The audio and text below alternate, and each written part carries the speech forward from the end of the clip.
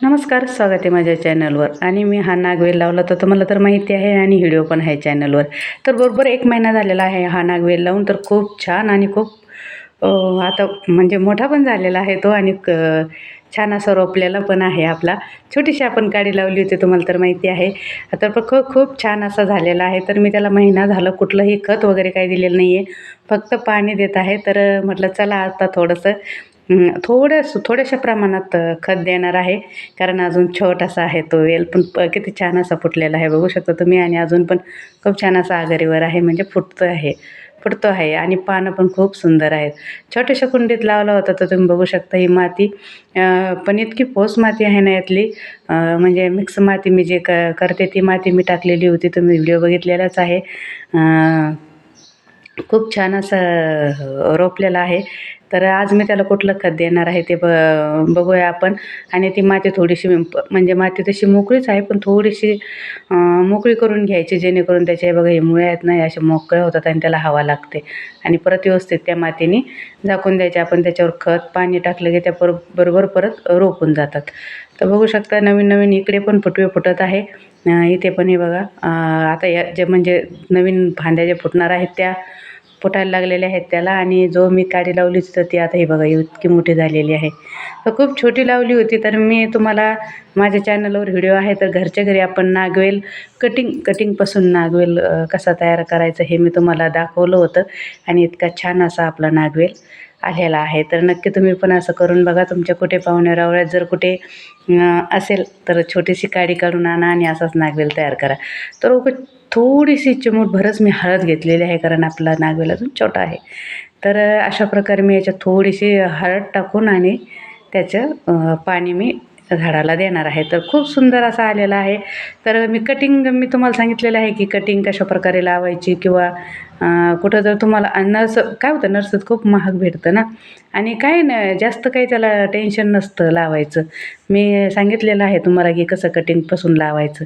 तर मी अशा प्रकारे याला खत देणार आहे. तर बघू शकता तुम्ही खूप सुंदर असा रोपलेला पण आहे आणि आलेला पण आहे. तर हे आमच्या बहिणीला न्यायचं आहे.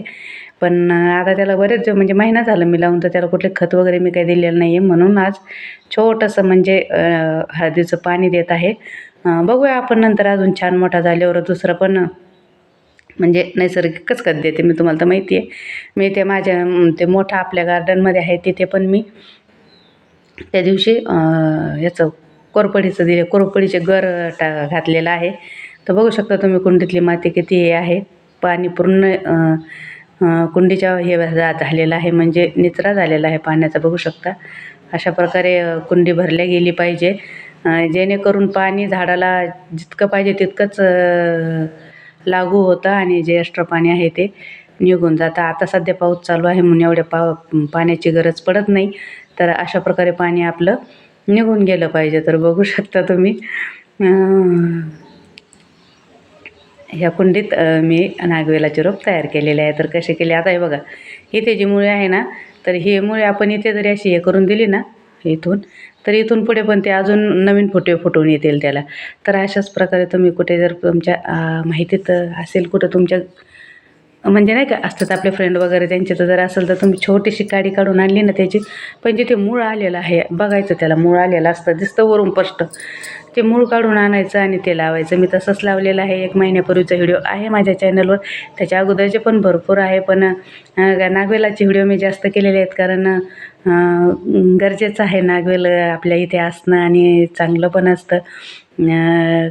पान खाण्यासाठी हे करण्यासाठी घरचं जर असेल तर आपण कधी पण तोडून आपण पान वगैरे खाऊ शकतो पाहुणे-रावळे आले तर. आणि आपल्या घरी काही कार्यक्रम असेल तर लागतंच, नागिनीचं पान हे लागतंच.